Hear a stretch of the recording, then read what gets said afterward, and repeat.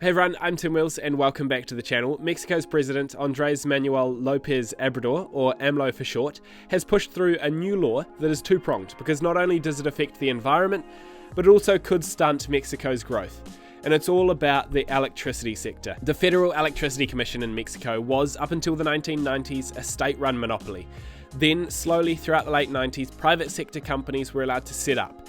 It was great. It established a wholesale market, and laws meant the greenest and cheapest providers of electricity had priority when selling to the grid.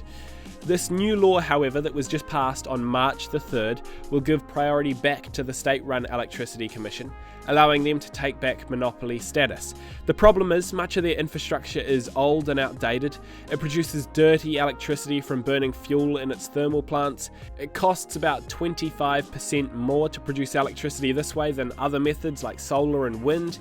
And to top it off, the Electricity Commission can't produce enough electricity to meet peak demands, which could lead to blackouts. The problem is sort of like an onion. You have to peel back the layers to really understand why the president wants to do this.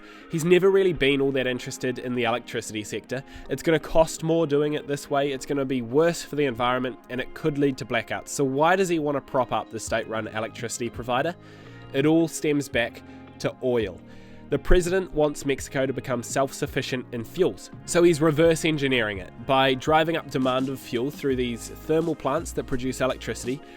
That will then cause local oil and gas companies to step up their game because they know they've got a consistent buyer. So let's go over and have a look at the oil and gas sector and see what they're doing. Pemex, who are a state-owned oil and gas company, have really been struggling.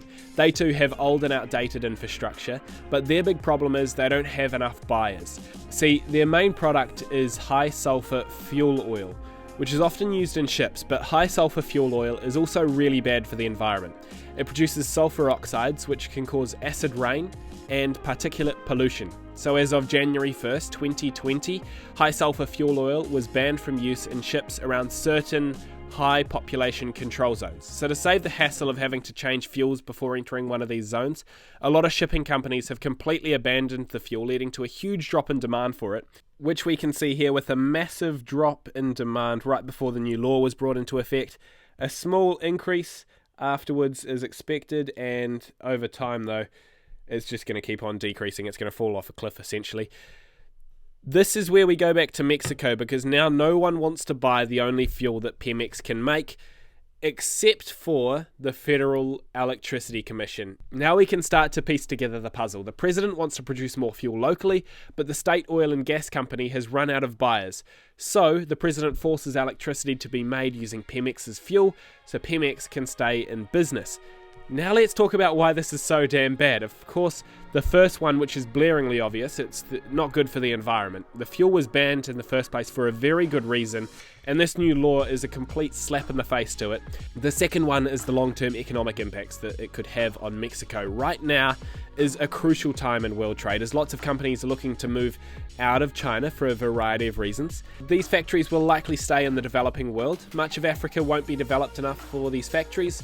India will be a top candidate, and so will Mexico. But with Mexico's new electricity law, companies will be scared, and all it takes is a little bit of fear to stop a company setting up in a new country entirely. Factories need reliable access to electricity, and without it, you can forget the idea of overseas investment.